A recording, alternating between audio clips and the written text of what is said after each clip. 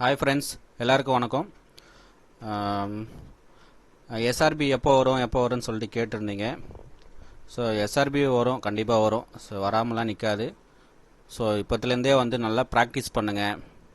நான் சொல்கிறது என்னன்னு பார்த்தீங்க அப்படின்னா, முடிஞ்ச அளவுக்கு முந்தைய ஆண்டு கேள்வித்தாள்களை வந்து நல்லா ரிவிஷன் பண்ணுங்கள். ஸோ நான் போகிற வீடியோவை வந்து ஃபுல்லாக பாருங்கள். ஏதாவது டவுட் இருந்தால் கமெண்ட் பண்ணுங்கள். ஸோ நோட்டிஃபிகேஷன் வர வரையும் வெயிட் பண்ணாமல் இப்போத்துலேருந்தே படிங்க, ஓகேங்களா? சிறுதுளி பெருவெள்ளம் சொல்லுவாங்களே, அந்த மாதிரி வந்து கொஞ்சம் கொஞ்சமாக படிங்க. ஸோ நோட்டிஃபிகேஷன் வரதுக்குள்ளே ஒரு 50% அதுமாதிரி முடிச்சிருந்தீங்கன்னா உங்களுக்கு அதுக்கப்புறம் வந்து கொஞ்சம் 50% வந்து ஈஸியாக இருக்கும் முடிக்கிறதுக்கு. ஸோ அதனால் வந்து நீங்கள் வந்து ஸ்டார்ட் பண்ணிவிடுங்க, ஓகேங்களா? ஸ்டார்ட் பண்ணிட்டீங்க அப்படின்னா உங்களுக்கு வந்து நல்லது. ஸோ இப்போ வந்து நம்ம வந்து வீடியோக்குள்ளே போகலாம் வாங்க. கேள்வி நம்பர் 1. கூட்டுறவு என்றால் பொருளாதாரத்தை உள்ளடக்கிய வாழ்வியல் நடைமுறை என கூறியவர். Option B, P.H. காசல்மேன். இரண்டாவது கேள்வி, கூட்டுறவின் தத்துவம் மற்றும் பொருளாதாரம் என்ற புத்தகத்தின் ஆசிரியர். Option A, Mill, 1876. மூன்றாவது கேள்வி, பண்டைய காலம் முதல் கூட்டுறவு தத்துவத்தை இந்தியாவில் நடைமுறைப்படுத்தியுள்ளார் என்ற குறிப்பு எந்த நூலில் உள்ளது? ஆப்ஷன் ஏ, அர்த்தசாஸ்திரம், கௌடில்யர். நான்காவது கேள்வி, கூட்டுறவு என்ற சொல் எந்த மொழியை சார்ந்தது? ஆப்ஷன் ஏ, லத்தீன் மொழியை சார்ந்தது. நான்காவது கேள்வி, கூட்டுறவு தத்துவத்தின் முதல் பருவம் 1844 முதல் 1930 வரை. ஆறாவது கேள்வி, சில்லறை ரொக்கத்திலிருந்து செய்யப்படும் செலவு. ஆப்ஷன் பி, தபால் மற்றும் தந்தி செலவு, expenses relating to post and telegrams. ஏழாவது கேள்வி,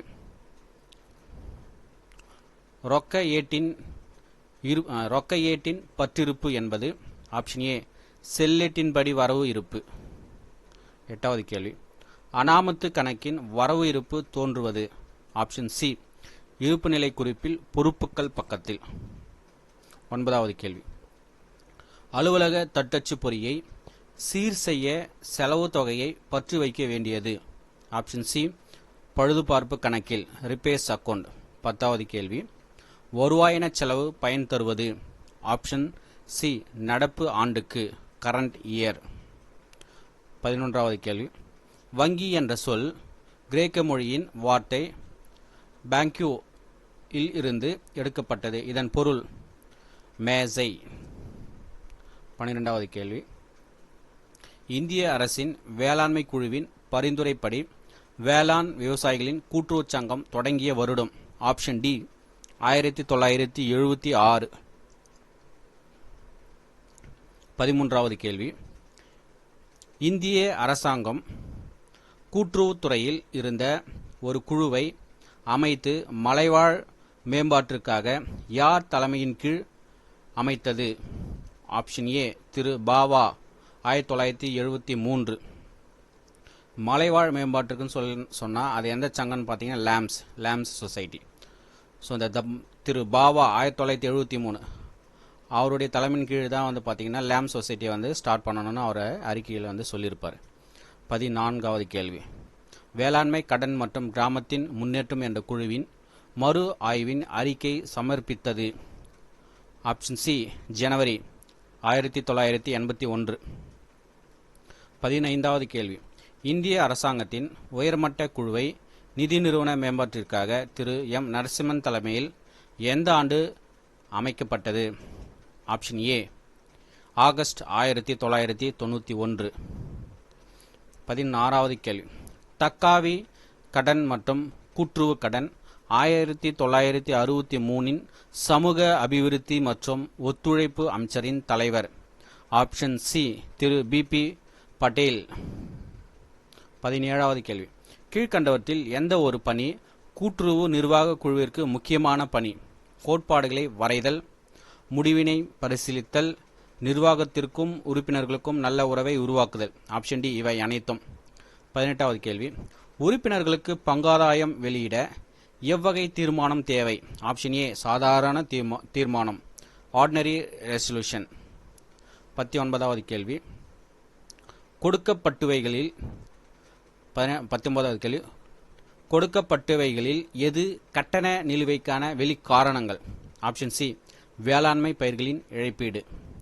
20வது கேள்வி. 1490இல் வாடிக்கையாளர்களின் சேவை தரத்தை உயர்த்த ஒரு உயர்மட்ட குழுவை இந்திய ரிசர்வ் வங்கி யாரின் தலைமையின் கீழ் அமைத்து அதன் அறிக்கையை 1991இல் வெளியிட்டது? Option D K Puria. 21வது கேள்வி. கீழே குறிப்பிட்டுள்ளதில் எவை சொத்தின் வகைகள் இல்லை? ஆப்ஷன் ஏ தரமான சொத்து. 22வது கேள்வி. கீழ்கண்ட வாக்கியங்களை கவனி. கூற்று ஏ வேளாண்மை உற்பத்தியாளர்களின் பேரம் பேசும் திறனை விற்பனை கூட்டுறவுச் சங்கங்கள் அதிகரிக்க செய்கின்றது. காரணம் ஆர் பேரம் பேசும் திறனை மேம்படுத்துவது கூட்டுறவு விற்பனை சங்கத்தின் ஒரு முதன்மையான நோக்கமாகும். ஆப்ஷன் ஏ மற்றும் ஆர் இரண்டும் சரி. மேலும் ஆர் என்பது ஏவிற்கு சரியான விளக்கம். கீழ்கண்டவற்றில் எவை சரியாக பொருந்தி உள்ளன? கணக்கு பதிவு செய்தல், கணக்கு பதிவு செய்தல். சொத்துக்கள் அதிகம் குறைவு பற்று வரவு, மூலதனம் அதிகம் குறைவு பற்று வரவு, பொறுப்புகள் அதிகம் குறைவு பற்று வரவு. ஆப்ஷன் ஏ 1 மற்றும் 2 சரியானது. 24வது கேள்வி. நிகர லாபம் டேஷ் கணக்கில் கணக்கிடப்படுகிறது? லாப நட்ட கணக்கில் கணக்கிடப்படுகிறது. 25வது கேள்வி. கொள்முதல் உத்தரவு செலவு எவற்றை உட்கொண்டுள்ளது? ஆப்ஷன் ஏ போக்குவரத்து செலவு. 26வது கேள்வி. கொடுக்கப்பட்டுள்ள விவரங்களை விற்பனை ரூபாய் 40,000, மாறுபடக்கூடிய செலவுகள் ரூபாய் 20,000, நிலையான செலவுகள் ரூபாய் 16,000 ஆகியவற்றை கொண்டு பிவி விகிதத்தை கணக்கிடவும். Option A 50%. 27வது கேள்வி. வருமானத்திற்கு மேல் அதிக செலவு என்பது? ஆப்ஷன் ஏ நட்டம். 28வது கேள்வி. யார் ஒரு பொருளின் மீது சட்டப்படி செல்லக்கூடிய ஒரு அடகை உருவாக்க முடியாது? Option D பிணையாளர். 29வது கேள்வி. ஒப்பந்தத்தில் ஈடுபட தகுதியற்றவர்கள் யார்? ஆப்ஷன் பி சட்டப்படி தகுதி இல்லாதவர்கள். 30வது கேள்வி. கூட்டுறவு கணக்கு பதிவியல் எந்த இடைவெளியில் இருப்பு கட்டப்படுகிறது? ஆப்ஷன் பி மாதம் ஒரு முறை. 31வது கேள்வி. நுண்ணிய பொருளாதாரம் என்பது இதனுடன் தொடர்புடையது? ஆப்ஷன் பி 2 மற்றும் 3. வேலைவாய்ப்பு நிலை, விலைகளில் ஏற்படும் பொதுவான மாற்றங்கள். ஆப்ஷன் பி 2 மற்றும் 3 தொடர்புடையது. 32வது கேள்வி. டேஷ் நடப்பு பக்கத்தில் உள்ள எந்த மாற்றத்தையும் நீக்க உதவுகிறது? Option A control plus Z. 33வது கேள்வி. கட், காப்பி, பேஸ்ட் ஆகியவை டேஷ் மெனுவில் தோன்றும்? ஆப்ஷன் சி எடிட் மெனுவில் தோன்றும். 34வது கேள்வி. தகவல் தொடர்பு டேஷ் எனப்படும்? A collection of instruction is called in software. தகவல் தொடர்பு சாஃப்ட்வேர் எனப்படும். 35வது கேள்வி. அலுவலகங்களில் இணைக்கப்படும் கணினி டேஷ் என்று அழைக்கப்படும்? லேன் என்று அழைக்கப்படும். Local area network. 36வது கேள்வி. இங்கிலாந்தில் கூட்டுறவு மொத்த விற்பனை சங்கம் டேஷாம் ஆண்டு தோற்றுவிக்கப்பட்டது? ஆப்ஷன் பி 1863ஆம் ஆண்டு தோற்றுவிக்கப்பட்டது. 37வது கேள்வி. பொறுத்துக. பால் கூட்டுறவுகள் டென்மார்க், விற்பனை கூட்டுறவுகள் கனடா, நுகர்வோர் கூட்டுறவுகள் இங்கிலாந்து, கடன் கூட்டுறவுகள் ஜெர்மனி. 38வது கேள்வி. கூட்டுறவு சங்கத்தின் நிர்வாக குழுவை கண்காணித்தலின் நோக்கம் யாது? ஆப்ஷன் ஏ சிறந்த ஆட்சி முறையினை திரும்ப கொண்டு வருவது. 39வது கேள்வி. பொறுத்துக. Elton Mayo.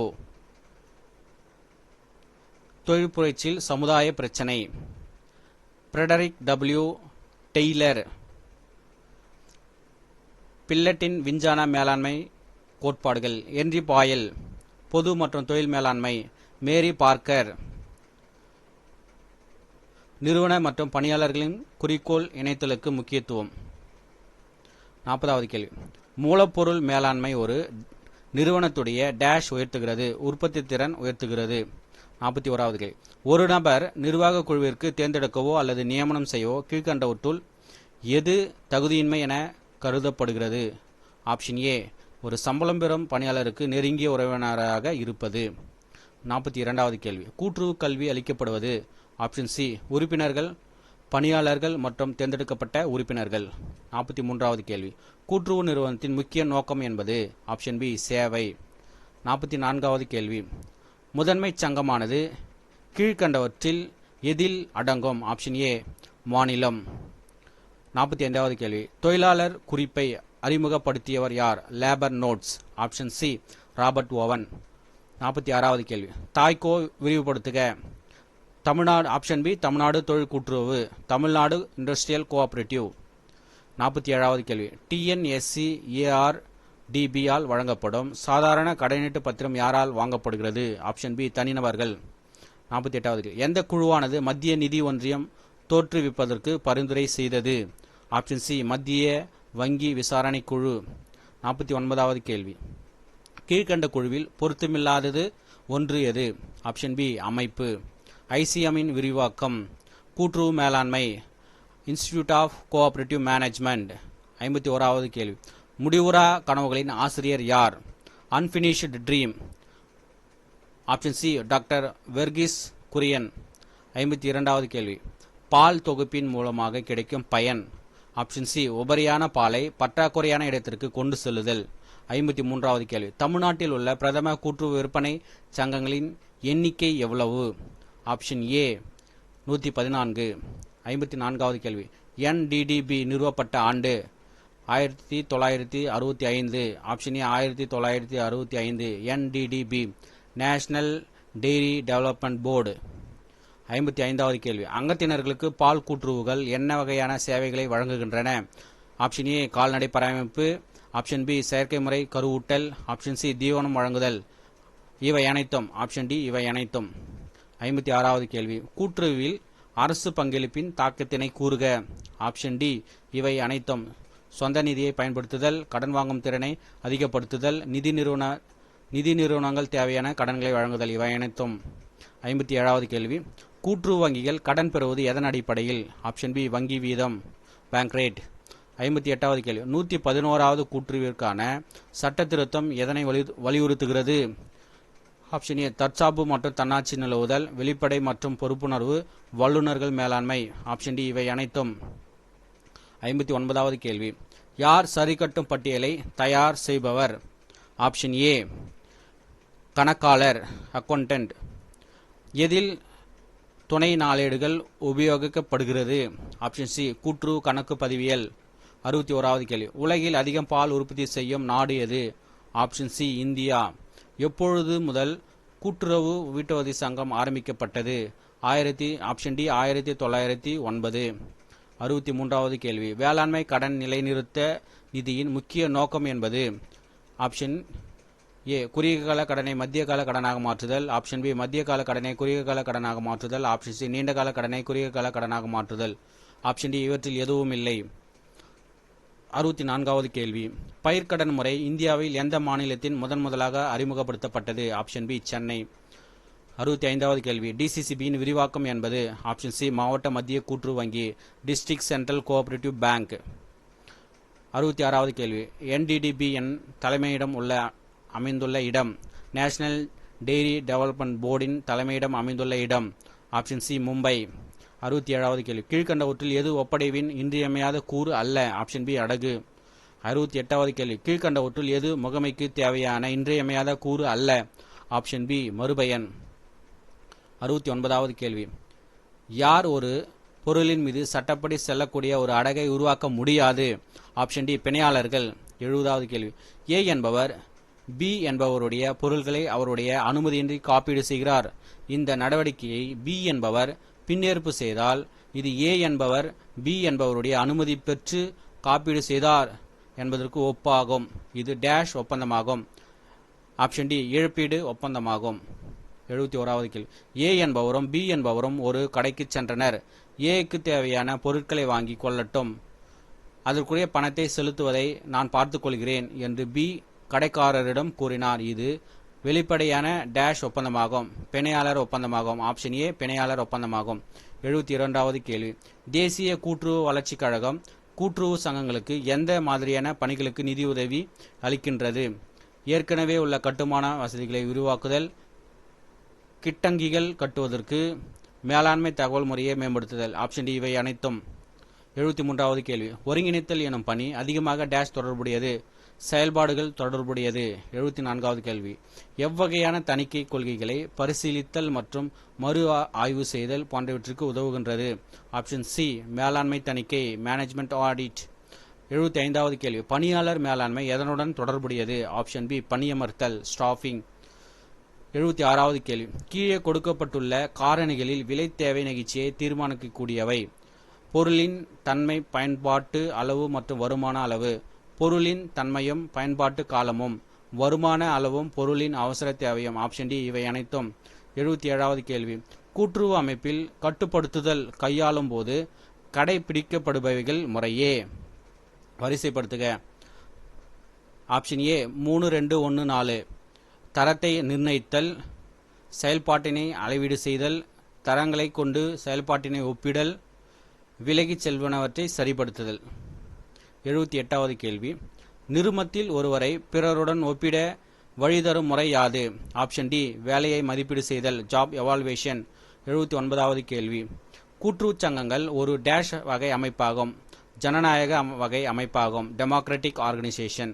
80வது கேள்வி, உற்பத்தி கட்டுப்பாட்டில் டேஷ் அடங்கியுள்ளது? ஆப்ஷன் பி ஓரிடத்திற்கு அனுப்புதல்.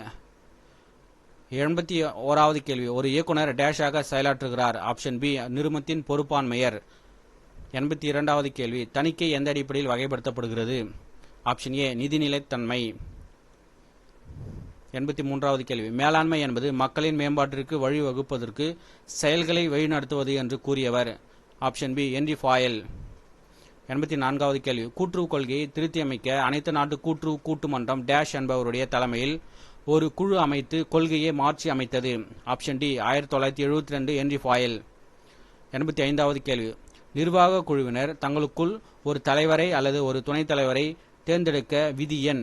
ஆப்ஷன் ஏ விதி எண் 53. 86வது கேள்வி, மேலாண்மை இயக்குனரின் கடமைகளையும் அதிகாரங்களையும் எந்த விதி கூறுகிறது? ஆப்ஷன் ஏ விதி எண் 146. 87வது கேள்வி, 2 அல்லது அதற்கு மேற்பட்ட நபர்களின் கூட்டு நடவடிக்கைகளை அமைத்தல் கூட்டுறவு ஆகும் என கூறியவர்? Option A J Bernard Shaw. 88வது கேள்வி, கொள்முதல் வகைகளில் இல்லாத ஒரு வகையை தேர்ந்தெடுக்கவும்? ஆப்ஷன் டி உற்பத்தி கொள்முதல். 89வது கேள்வி, வங்கிகள் ஒழுங்குமுறை சட்டப்பிரிவில் வங்கியியல் இலக்கணம் பற்றி தெளிவாக கூறுவது? ஆப்ஷன் சி பிரிவு 5 உட்பிரிவு 1 ஆக்ட் ஆர்டிகல் 5 சப்செக்ஷன் 1. 90வது கேள்வி, தகவல் மாற்றத்திற்கு முன்பு தரவு டேஷ் நடைபெறுகிறது? ப்ராசஸ்டு நடைபெறுகிறது. 91வது கேள்வி, கூட்டுறவு சங்கத்தில் உறுப்பினர்களின் பங்குகள்? ஆப்ஷன் பி திரும்ப செலுத்தக்கூடியது. 92வது கேள்வி, நிர்வாக தீர்ப்பாயங்கள் எந்த விதியின் அடிப்படையில் உருவாக்கப்பட்டது? ஆப்ஷன் ஏ விதி 323A. 93வது கேள்வி, இந்திய திட்டக்குழு என்பதை நிதி ஆயோக் என எப்போது மாற்றம் செய்யப்பட்டது? ஆப்ஷன் ஏ ஜனவரி 2015. 94வது கேள்வி, செப்டம்பர் 30, 2019 அன்று இந்திய விமானப்படையின் தலைவராக பொறுப்பேற்றவர் யார்? Option C Rakesh Kumar Singh Bhadauria. 95வது கேள்வி, கீழ்கண்டவற்றில் எவை மிக குறைந்த அலைநீளத்தை உடையவை? ஆப்ஷன் ஏ எக்ஸ் கதிர்கள். 96வது கேள்வி, கூட்டுறவில் முதலில் அடக்கம் செய்பவர்களுக்கான சங்கம் எங்கு ஆரம்பிக்கப்பட்டது? Option C Sweden. 97வது கேள்வி, எந்த கடன் கொள்கை இடர் மேலாண்மைக்கு ஒரு கருவியாகும்? ஆப்ஷன் சி பன்முகத்தன்மை. 98வது கேள்வி, கணினியில் முதல் புரோகிராமர் யார்? லேடி அடா லவ்லேஸ். ஆப்ஷன் சி லேடி அடா லவ்லேஸ். 99வது கேள்வி, அஞ்சல் குறியீட்டு எண் பின்கோடு கடைசி 3 இலக்கங்கள் குறிப்பது? ஆப்ஷன் சி மாவட்ட வரிசை. 100வது கேள்வி, ஹரப்பா நாகரிகத்தினர் பயிரிட்ட தானியம்? கோதுமை, அரிசி, திணை. ஆப்ஷன் டி மேற்கண்ட அனைத்தும். நன்றி, வணக்கம்.